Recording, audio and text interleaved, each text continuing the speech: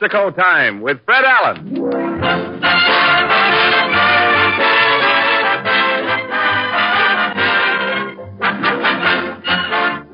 Welcome to the Texaco Star Theater, ladies and gentlemen, and a special welcome to our armed forces all over the world who will hear this program by shortwave. Tonight, we present Fred Allen, Kenny Baker, Portland Hoffa, our special guest, Dr. Rockwell, the sage of Booth Bay Harbor, the winner of the Texaco College competition, George Strasser from St. John's University at Brooklyn, and Al Goodman's Orchestra. An hour of mirth and melody brought to you by Texaco dealers from coast to coast.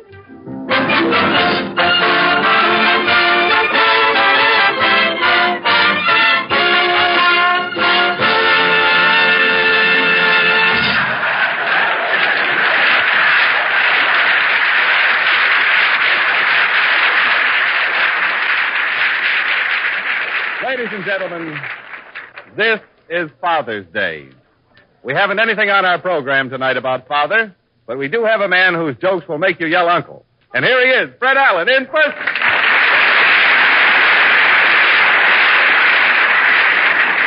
Thank you, and good evening, ladies and gentlemen. And Mr. Wallington, I noticed that you always make me the butt of your jokes when a festive day rolls around. Now, your Father's Day remark just now was a rare sample of your flair for the trite. Yes, trite is right. I always try to keep my announcements topical. Well, I know that, Jimmy. I remember on Washington's birthday, remember you said George Washington threw a silver dollar across the Potomac River? Here is a man who, if he was a skunk, wouldn't throw a cent. Yes, and on Christmas, I said, tonight I bring you a man who looked as though Santa Claus came down his nose and left a bag under each eye. Well, how do you ever think those things up, Jimmy? Well, I'm down in the saloon working day and night, Fred. Oh. I write my funny announcements weeks ahead. Oh, you do, really? Yes, I've got my 4th of July announcement ready right now. It's a Lulu. Do you want to hear it? Well, yes, I might as well have it over with, Jimmy. Okay. To celebrate July 4th, folks, I can't give you a firecracker. I can't give you a sparkler. But I can give you a little punk. Now, all right, now. All right, Jimmy. Touché. I am too tired to argue. I am turning post-haste to the latest news of the week. The March of Trivia presents its weekly lowlight from the world of news.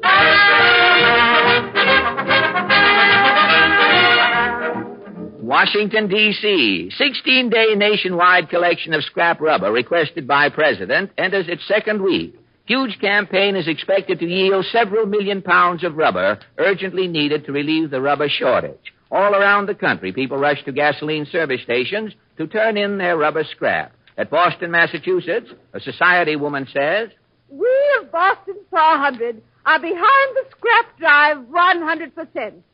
We're giving rubber parties. A girl can't get in unless she brings a heel." Thank you. At New York City, a worker says, "I'm a window washer. I gave my squeegee into the rubber drive." Oh, you did? Well, how are you cleaning windows now? Well, I just throw the water up against the windows and I let it run down the side of the building. And nobody says anything? Well, in New York, what difference does it make? A few more drips. So what? At Humdrum Falls, Vermont, a town official says, "I'm the fire chief. I give the town fire hose into the rubber drive. Well, how do you put out fires, Chief? I got 20 old men in the fire department. I see. When we get to a fire, Yeah? the whole 20 of us shinny up the side of the burning building until we get to the top. And when you and the 20 old men get up on top of that blazing building with no hose, how do you put out the fire? We drool.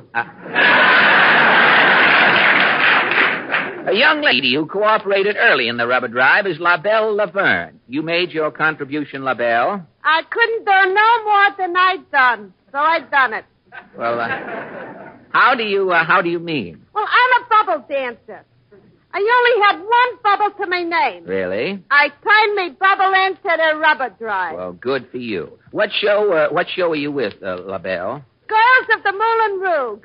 The Moulin Rouge, huh? Well, you were doing your bubble dance in the show? Yeah, it was the first act finale. Yeah? The curtain goes up.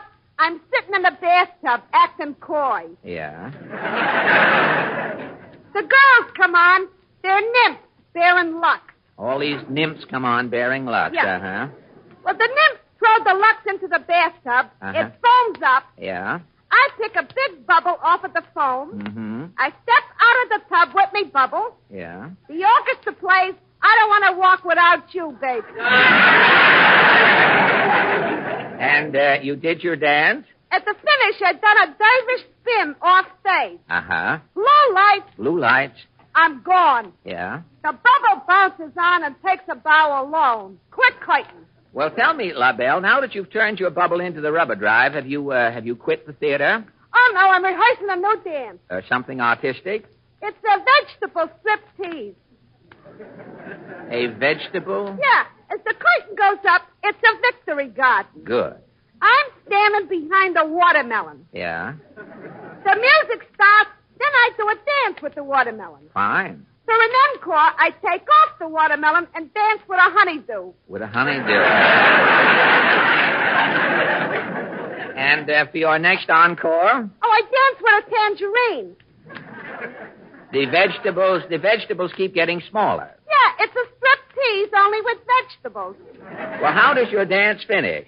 As I'm taking bows with the tangerine, Yeah. I point to a grape. Yeah. The curtain comes down. Just in time, I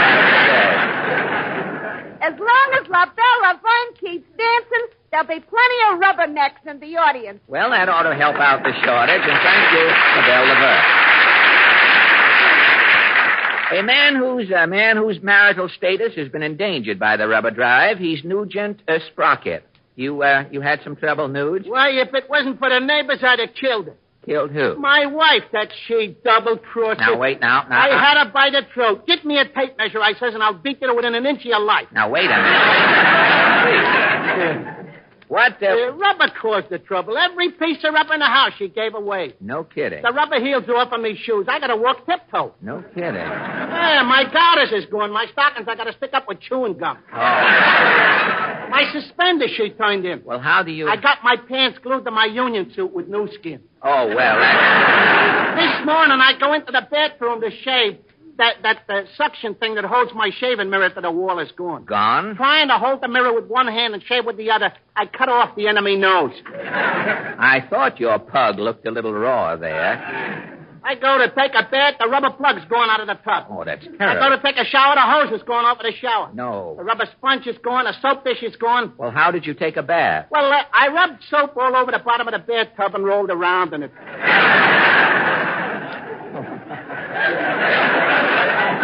Wasn't it gooey? I felt like an eel coiled in a can of Johnson's wax. Fine. I step out of the tub, the rubber mat's gone. I done a power dive into the linoleum. Well, your wife certainly fixed you up Oh, good. that hen hawk. She wants rubber. I'm getting the divorce of Newark. What has a Newark divorce got to do with rubber? I'll give it a Jersey bounce. Very good.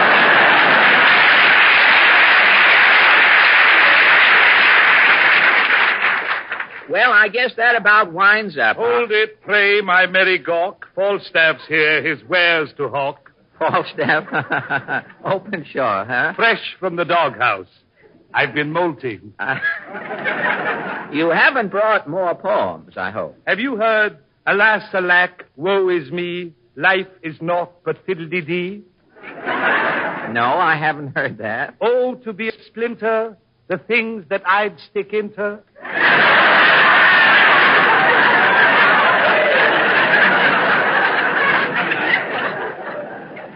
No, I don't think I've heard that either. And my Father's Day epic. Oh, you have a Father's Day poem? What is it? You pull up the railroad track, Mother, and I'll get some ties for Dad. Now,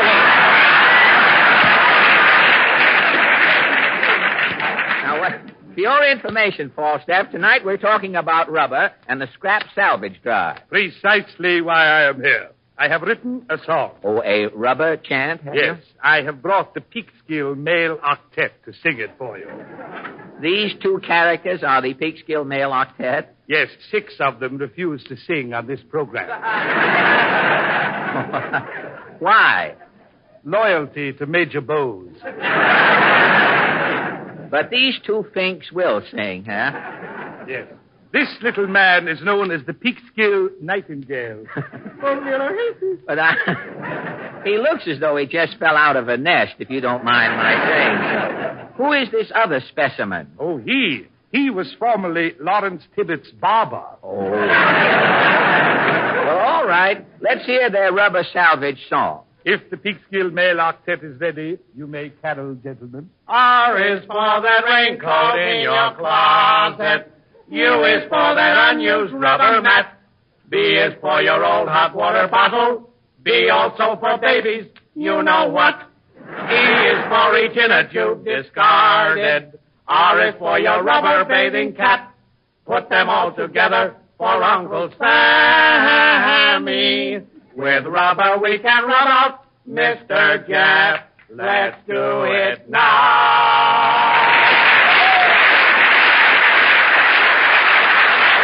Thank you very much. Thank you. And from the Peekskill Mail Octet and Falstaff, we turn to welcome Kenny Baker. Kenny nods to his conductor, Al Goodman. Mr. Goodman raises his baton, and Kenny sings All the Things You Are. Thank you, Kenny. That was very nice. Say, Jimmy, what is that you have there, an automobile map? Why, yes, you might call it an automobile map, Fred.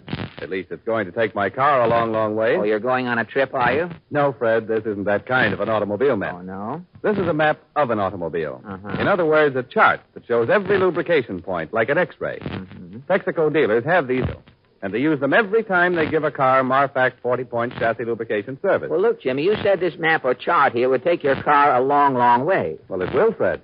Because my Texaco dealer, working by chart, not by chance, gives my car regular Marfac chassis lubrication that will mean perhaps thousands of extra miles of service. You see, Marfac is Texaco's super tough chassis lubricant that stays put. It won't readily wash out, pound out, or squeeze out. It protects every vital chassis point against destructive wear. The proper lubrication of your car is one worry you can avoid if, instead of just asking for a grease job, you ask for Texaco's 40-point Marfac chassis lubrication service at Texaco dealers from coast to coast.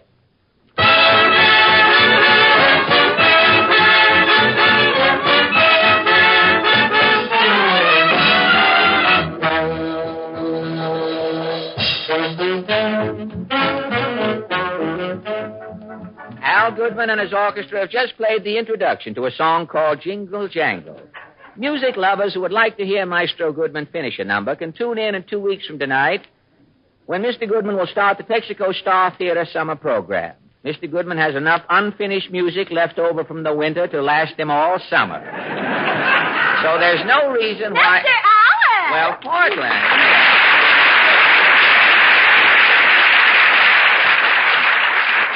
Say, is that envelope you have there, is that for me? No, it's for me. Oh. It's a letter from Mary Livingston. Oh, from Mary, huh? Well, what does the Belle of Plainfield have to say?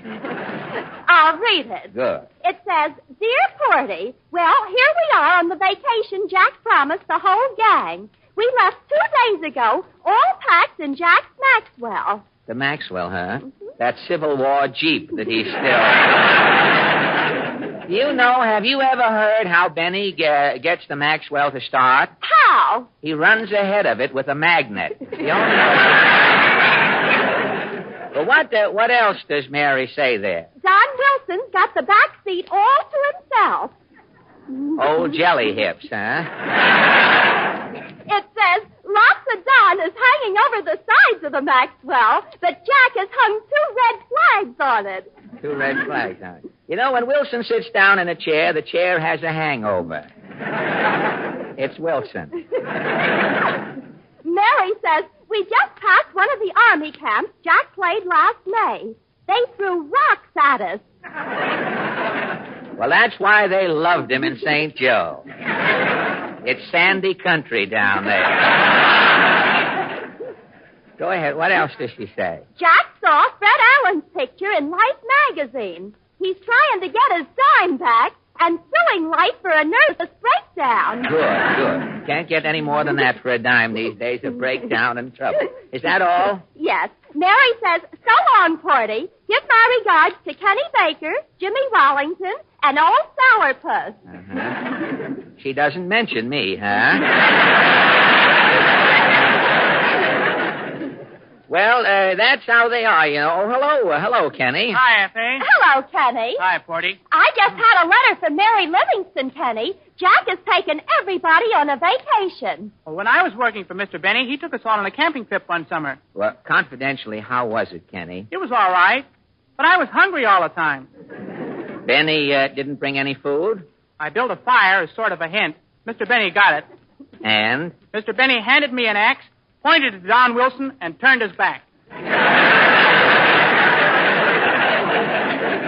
I knew that guy was a cannibal. He'd not only eat his best friend, he'd eat him on Friday. I mean...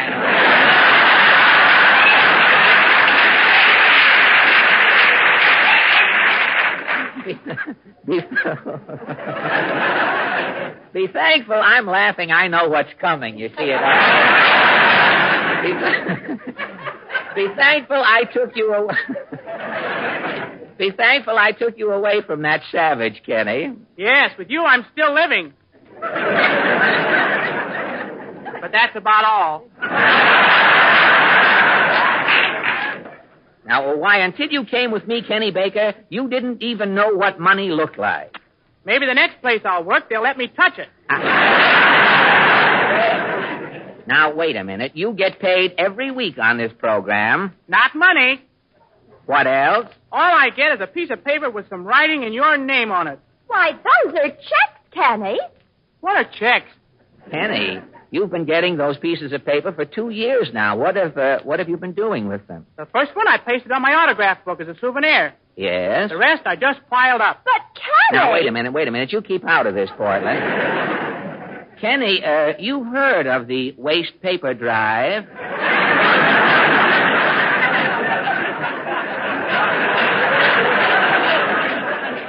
Why, sure. Well, I'm handling the paper drive on this program, you see. Now, if you'll bring all those pieces of waste paper back to me, I'll turn them in. Oh, it's too late, F.A. Well, why? I traded them to a fellow for 25 Pepsi-Cola tops.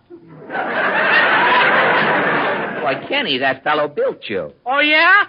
He took your checks to every bank in town. Now he's around trying to get his Pepsi-Cola tops back.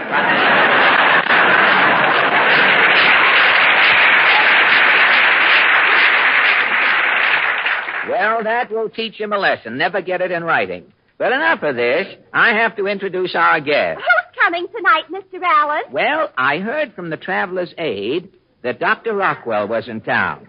So I invited him over tonight. Ladies and gentlemen, we have the honor to present for his only radio appearance this season, Maine's goodwill ambassador, that fugitive from a lobster pot, Dr. Rockwell.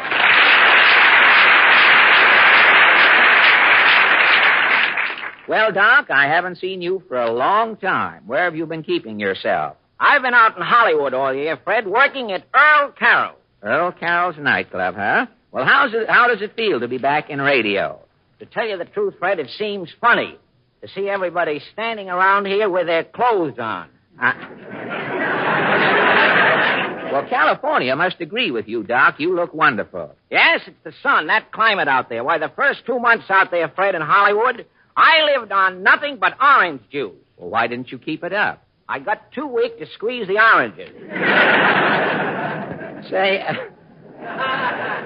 Say, did you drop in at Paramount where I made that picture with Benny? You know, I told you to look in and mention my name. Yes, and it's a funny thing, Fred. Remember in vaudeville, if someone opened an umbrella in the theater, everyone ran in all directions? Yes, that was an old superstition. Well, sir, mentioning your name at Paramount, Fred, is like opening an umbrella.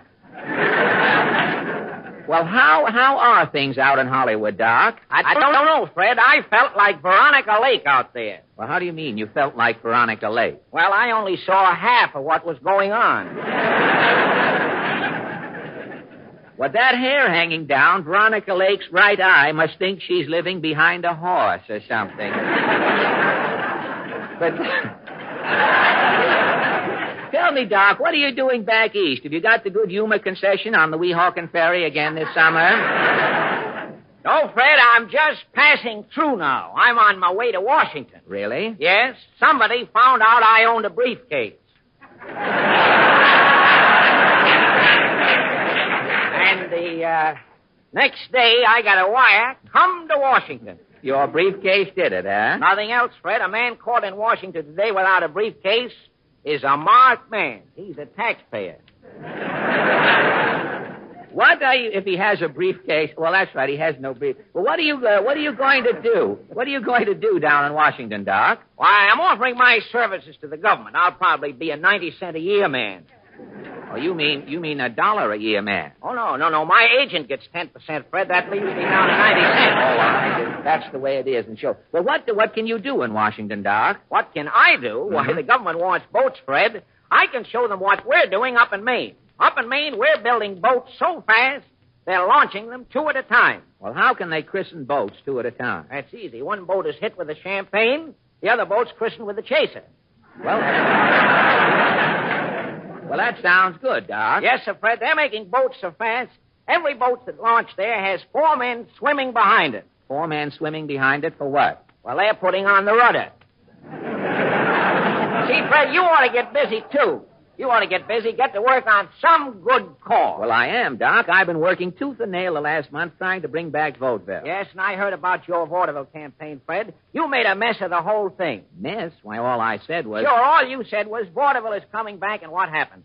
Thousands of actors with perfectly good defense jobs quit, got their tights and vaudeville stuff out of their trunks and hit the road. Well, Jack Haley and Ben Burney told me that the country was hungry for vaudeville. That's right. The country is hungry for vaudeville, but the people can't handle all this ham. Well, how do you, how do you mean, Doc? Why, most of the acts have been running back into vaudeville without rehearsing. Half of them have forgotten their acts. No kidding. I'm telling you. Remember Adolfo the hypnotist? Yes, the hypnotist used to hypnotize everyone in the theater. That's right. Well, Adolfo opened up in Kankakee last Monday. He hypnotized the entire audience at the matinee. Yes. Then he forgets how to get them out of the trance.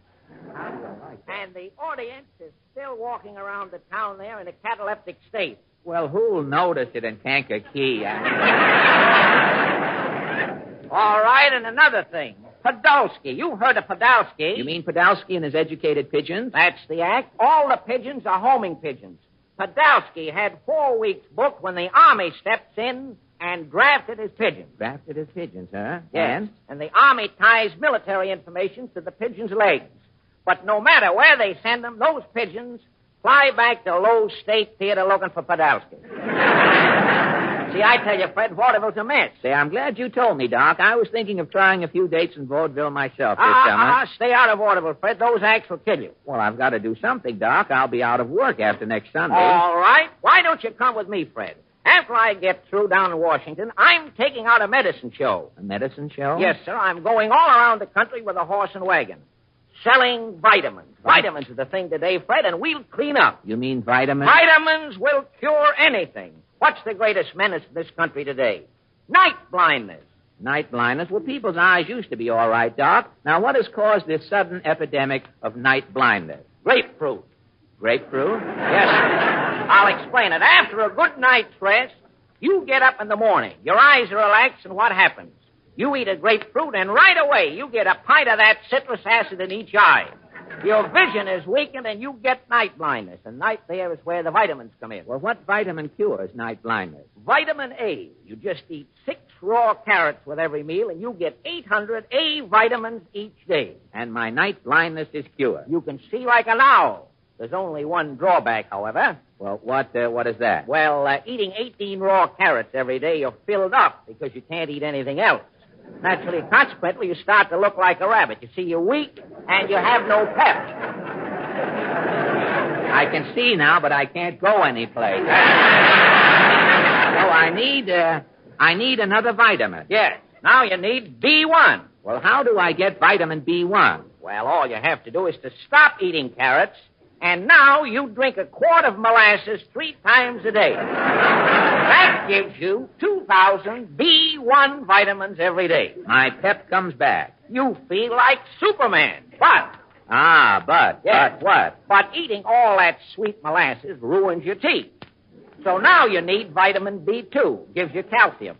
So you start drinking milk. 12 quarts of milk a day. 12 quarts of milk. And that gives you 7,000 B2 vitamins. See? Your calcium deficiency is corrected. And my teeth are perfect. Yes, sir. Your teeth are perfect. Good. But now your gums are all shut. The reason for that is you're drinking milk all the time. Your gums get no exercise. They get soft and spongy. But now you need vitamin C. 14 slices of whole wheat bread at every meal. 14 slices. Yes. The vitamin C fixes up my gum. Right. And all you have now is just a little vitamin D deficiency. Nothing. With the result of rickets and bowlegs set in. Oh. But, wait a minute. But good old vitamin E takes care of that. Vitamin E. Yes, red meat. For 10 days you eat nothing but red meat. And I'm normal again. Yes, well, that is, you're in perfect physical condition except one thing. You see, from so many vitamins, A, B, C, D, and E, you develop an acid condition. Well, what cures my acid condition? Vitamin F. And vitamin F I get From grapefruit. You just start eating.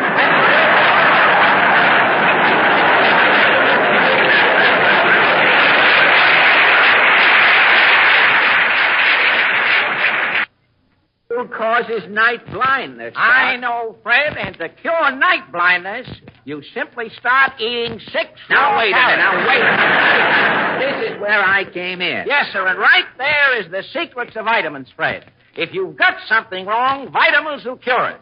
And if you haven't got anything wrong, vitamins will give it to you. Right there, Dr. Rockwell's medicine show is going to be a sensation. Well, I don't understand. Where do I come in, Doc? Before I can sell anything, I've got to have a crowd. You and I give a concert on the tailboard of my wagon. The crowd gathers, and I sell the vitamins. A concert? Well, what do we play, Doc? Well, you play the banjo, and I'll play my 10 whistles. Say, let's run over a number right now and see how it sounds. Well, all right, Doc. Wait a minute till I get set here, and we can go in a minute. If I can read the script from there, which I don't know. Are you in tune? What is that you have? The pure silver... are we ready? You ready, Right. Maestro? Right.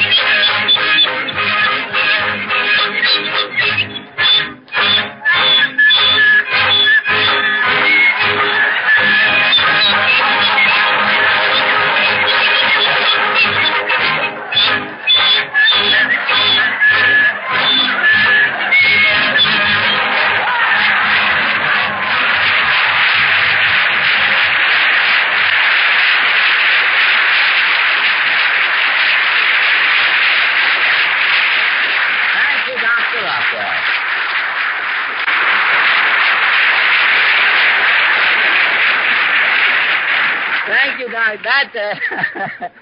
That number was turning out like the vitamins there. Look at that night blindness again. Well, thank you, Dr. Rockwell. And now as the doctor packs his tin whistle and sphygmomanometer... I should have saved half of that word for next week. Jenny returns to sing for us. Put your arms around me. All right.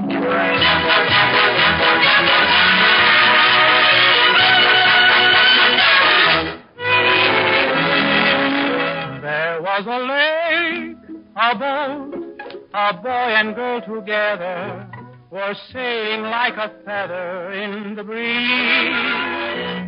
The moon was bright that night, and while they sailed together, up and down and all around, the words he sang were these. While the ripples on the lake are playing, can't you hear the little motorboat saying, put your arms around me, put your lips to mine. Listen to the way my heart keeps beating, like the motor of a meter repeating. Put your cares behind you, love for two is too divine. Oh, what fun on the bumpity boo. Digging and zagging to heaven with you. So, my darling, if your heart compels you, do the things the little motorboat tells you. Put your arms around me. Put your lips to mine.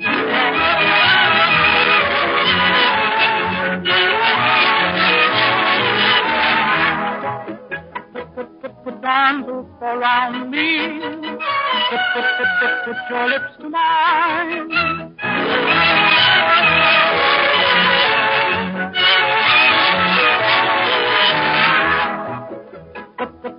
Put your cares behind you. Love for two is too divine. Oh, what fun on the bumpity blue. Zigging, zagging to heaven with you. So, my darling, if your heart compels you, do the things a little motorboat tells you. Put your arms around me. Put your lips to mine. Put your arms around me. Put your lips to mine.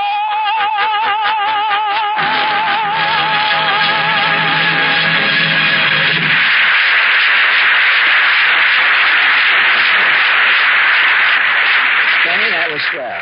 And here's Larry. Say, Larry, you are just the man I want to see. Well, what's up, Fred? Larry, those little talks you give every week about saving tires. You know, I've been meaning to talk to you about this. I think you can make your little talks more forceful. Really? But, Fred, what's more forceful than saying tires will last twice as long at 40 miles an hour as at 60? Well, why can't you say it like this, Larry, in sort of a poetry form? You know, lives of tires all remind us driving fast is now a crime. We can put more miles behind us if we only take our time. Very good, Fred. More forceful, don't you think? Oh, I think so, absolutely. But what about that point I make about keeping your tires inflated to proper pressure? Because the average tire wears out 600 miles before it should if it's kept only 1 pound under correct inflation. Now, how would you say that? Well, I'd use a slogan, Larry. When you let your tires go flappy, you make a Jap happy. Slogan. It's much more forceful, don't you? Oh, Fred, you're terrific. That's the trouble. I'm living it down.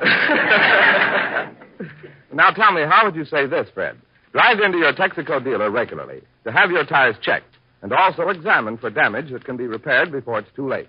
Have your Texaco dealer check over your whole car regularly, too. His quality Texaco products and his lubrication and maintenance service will make it last longer. Now, how would you say that, Fred? Oh, well, that's easy, Larry. Just say, let a Texaco dealer help you care for your car, for your country. That's all I'd say.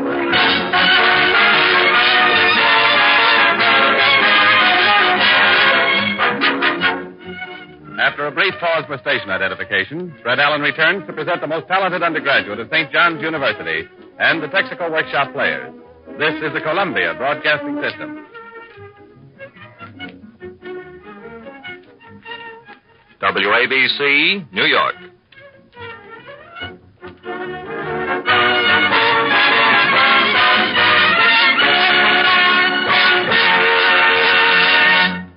Once again, ladies and gentlemen, the Texaco Star Theater brings you the most talented undergraduate of a leading institution of higher learning. Tonight, we salute St. John's University at Brooklyn, New York, by presenting its most talented student. Chosen by a vote of the undergraduate body, the winner is here tonight as Fred Allen's guest and will receive a cash award of $200.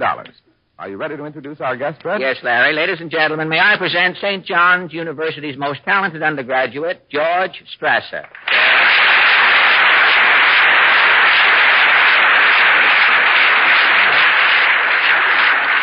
Congratulations, George, and welcome to Texaco's Psychopathic Ward. Thank you. Thank you, Mr. Allen. George, you present sort of a problem tonight. How do you mean, Mr. Allen? Well, most of our college guests have come from different parts of the country, you know, and I generally ask them what they would like to see while they're in New York. Now, you live in Brooklyn, and I imagine you've seen about everything here. Yes, I come to New York quite often. You've seen Radio City. I have. Well, you know, Mr. Rockefeller's growing vegetables over there now. He has a little victory garden. He's been having quite a lot of trouble with it lately. One of Mr. Rockefeller's summer squash vines grew out on 49th Street and started growing east on a one-way street. Well, the cop gave the squash a ticket. It was on his beat, so he naturally had to. But you say you've seen Radio City, George. Yes, sir. You've seen the Empire State Building, of course. I have. Grant's Tomb. Yes. Well, I guess you've covered about everything. Tell me, when you come to New York, what do you enjoy most? Going back to Brooklyn.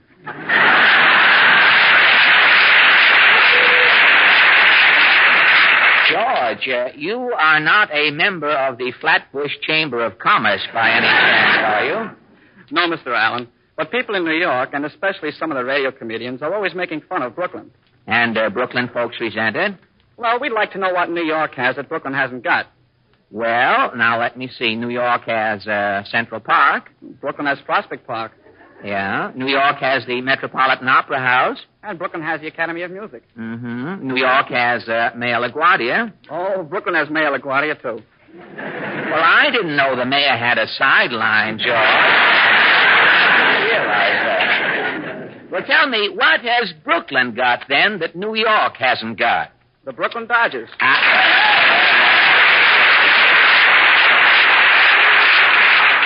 Well, that shuts me up, George. Perhaps you'd better tell us something now about your alma mater.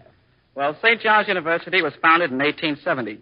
Originally, it was just one building at Lewis and Willoughby Avenues. And as the student body increased? More buildings were added until 1929. Mm-hmm. Then a 14-story, $1 million building was erected to centralize the professional schools. Where is this building, George? On Skemmerhorn Street. Skemmerhorn? You also have Kosciuszko Street in Brooklyn. That's right. Do you know, George, that Kosciuszko Street started that joke? You've heard that joke. A horse dropped dead on Kosciuszko Street. And when the policeman started to make out his report, he couldn't spell Kosciuszko, so the cop had to drag the horse over to Myrtle Avenue. Well, we have Brooklyn to thank for that joke, George.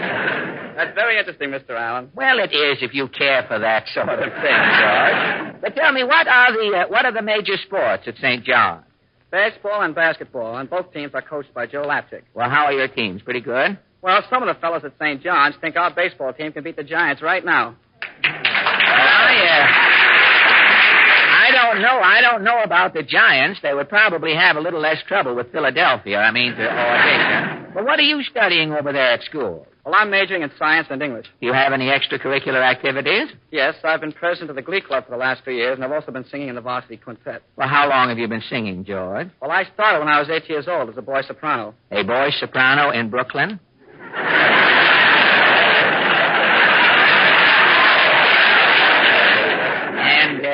And you survived, George? Apparently. Uh-huh.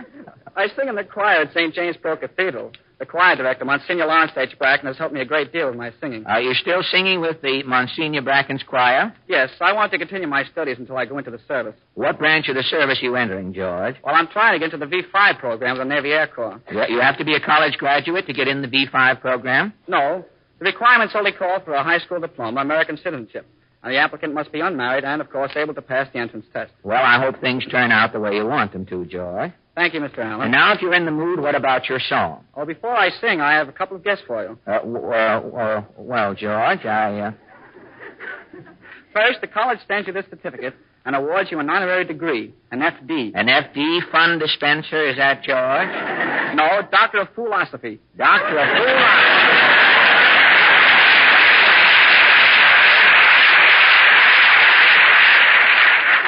Well, that's fine, George. And the students at St. John's have asked me to present you with this pair of Indian moccasins. Say, these moccasins look swell, George. I wonder what short Indians did years ago.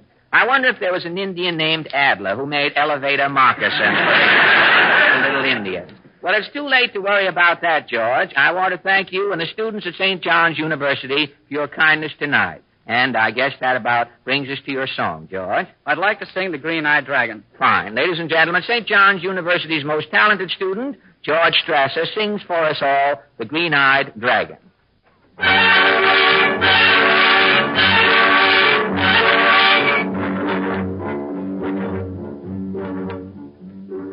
Once upon a time lived a fair princess, most beautiful and charming. For the king was a wicked old thing with manners most alarming, and always on the front door mat a most ferocious dragon sat. He made such an awful shrieking noise to all you little girls and boys.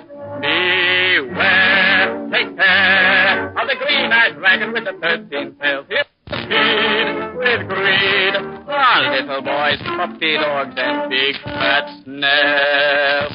Then off to his lair each child he'll drag, and each of his 13 tails he'll wag. Beware, take care, and drink for bountiful. Then hurry upstairs and say your prayers, and duck your head, your pretty curly head, beneath the clothes, the clothes, the clothes.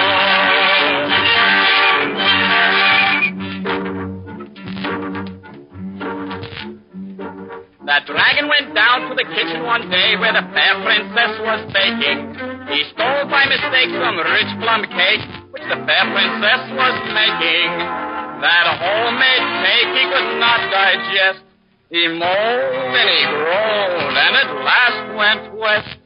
And now he goes with bloodshot eyes, at evening clanks his chains and cries, beware, take care of the green-eyed dragon with the 13 tails. He'll feed with greed on little boys, puppy dogs, and big fat snails. Then off to his lair each child he'll drag, and each of his 13 tails he'll wag. Beware, take care, and creep for bountiful. Then hurry upstairs and say your prayers, and duck your head, your pretty curly head, beneath the clothes, the clothes, the clothes.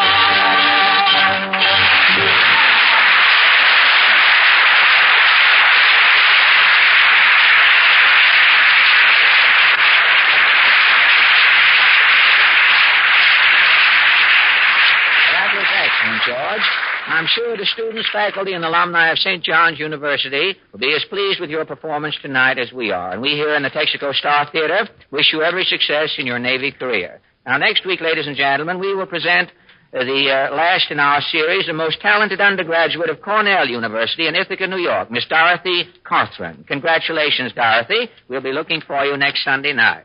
And now Fred Allen has an important personal message for you. Ladies and gentlemen, during the past week, millions of us have been collecting old and discarded rubber for the National Scrap Rubber Drive authorized by President Roosevelt. But there are still countless tons of waste rubber in American garages, cellars, and closets. Rubber that must go back into service to help win the war. The Scrap Rubber Drive ends on June 30th. But please don't wait until the last day. Look around your home for scrap rubber now. Any kind of old and discarded rubber will help. Every ounce counts, so please start collecting your scrap rubber tonight. After you've collected all your scrap rubber, take it to any gasoline dealer. Texaco dealers and all other gasoline dealers, at the request of the President of the United States, are acting as collection depots for the Scrap Rubber Drive. You may contribute to your scrap rubber, or, if you wish, dealers are authorized to pay you a penny a pound for it. All rubber will be turned over to our government, and all profit from its sale will be given to the Red Cross, USO, and Army and Navy Relief. So gather up your scrap rubber tonight. And tomorrow, turn it in to any Texaco dealer or any other gasoline dealer. Let's all get in the scrap with our scrap. And now the Texaco Workshop Players. Tonight they reopen their Hillbilly Court for a final session. This mistrial is called Mountain Justice, or the judge saw the violin player was tired, so he let him rest his case. Court's open, bailiff.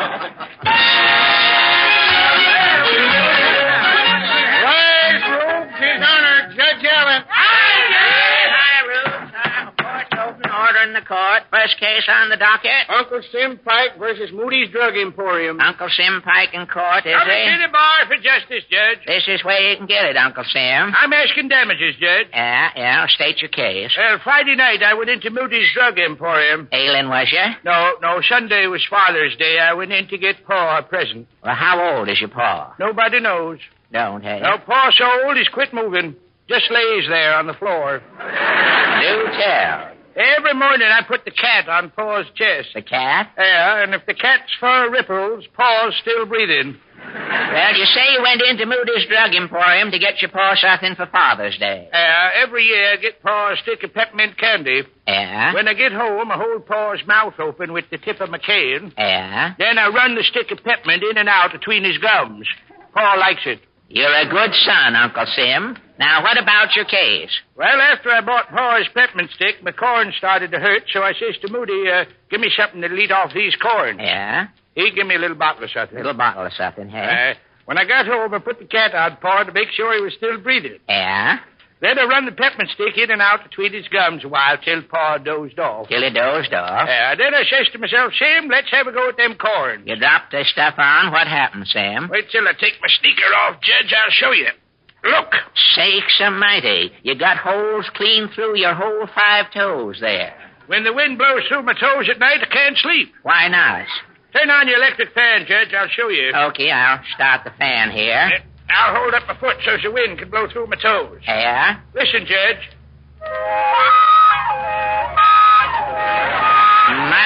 Mighty pretty, Uncle Sam. I can stop up my toes and play a tune. Listen.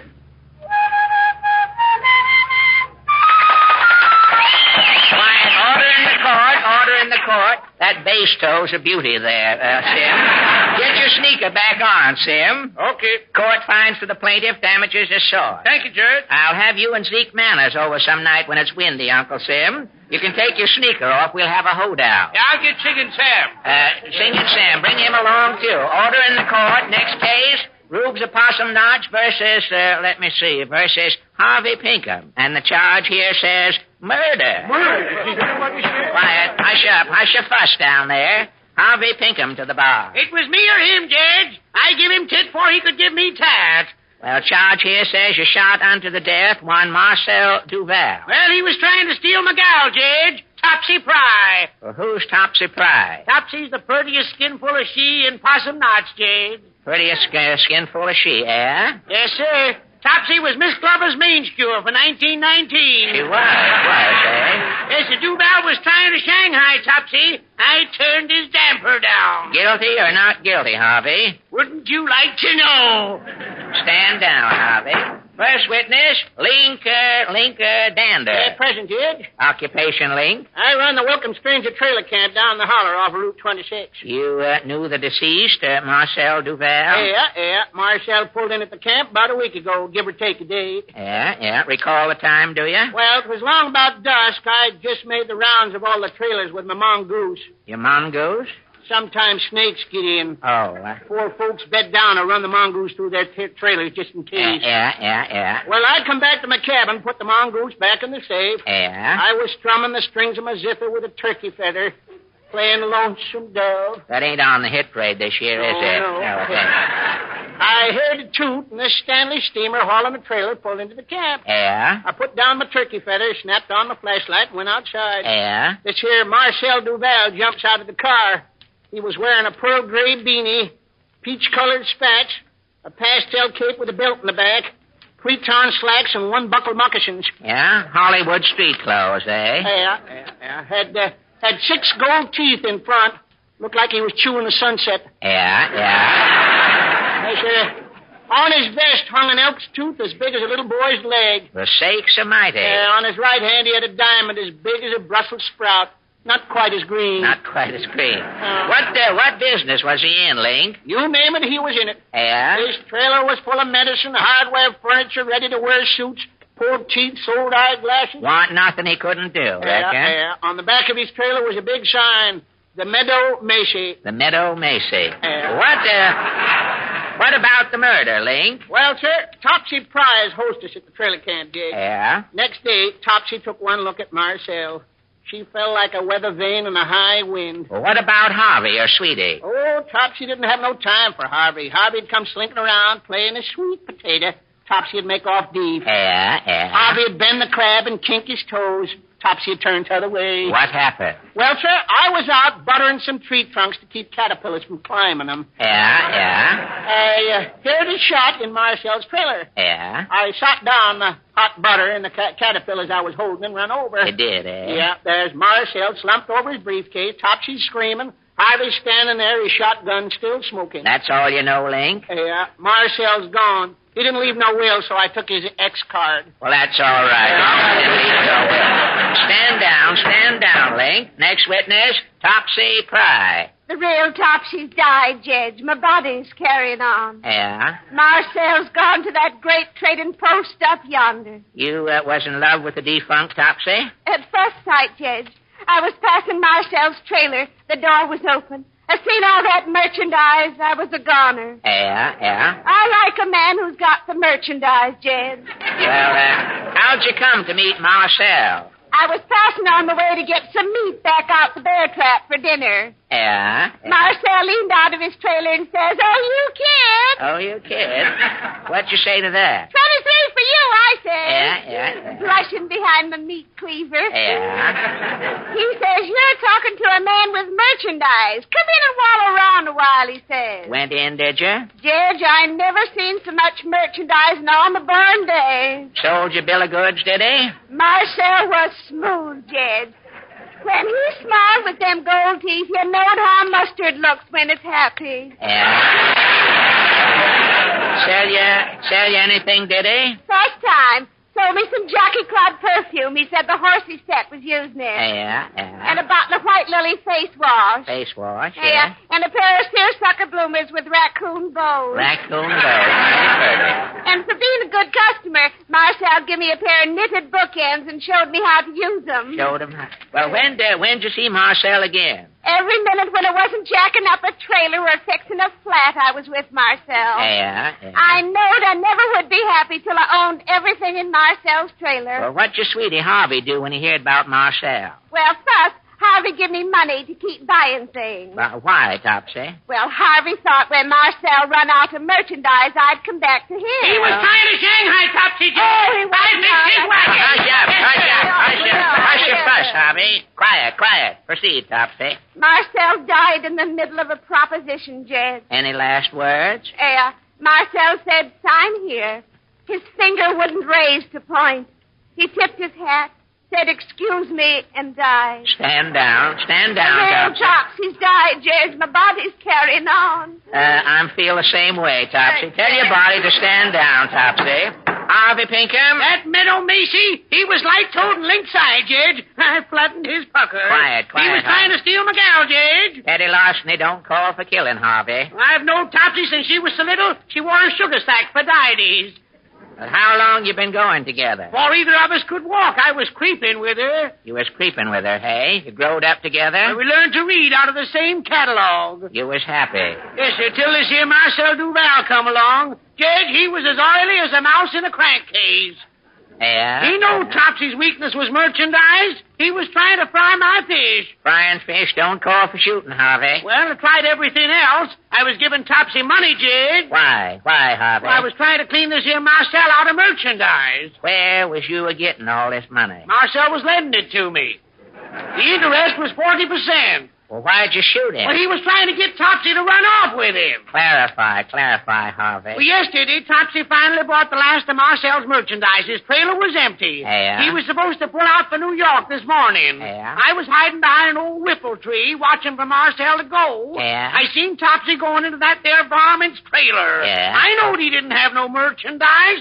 I sneaked outside the trailer to listen. Yeah? That's when he tried to get Topsy to leave. He told you. I heard him. Marcel was a gentleman, Jed. He was out of merchandise. He was trying to make one last sale. He was trying to sell his cell. That's a lie, Miss Pinker. He was trying to get you to run away to New York. Pinko. Yes, tis so. Hold on. Order in the You court. are trying to get me to run away to New York, Jed. I can prove it, Jed. Well, get to proving, Harvey. Didn't Marcel say to you, Miss Fry, I'll show you some New York life? Yes, he did. Marcel was trying to sell me some insurance. You mean New York life? It's an insurance company, Harvey. Well, I'll be ding-dong, doubly-doo-dad, and who-dang. And you'll also be held for sentence, Harvey. Are you going to give me life, Jed? Court ain't giving you no 20-year endowment, Harvey.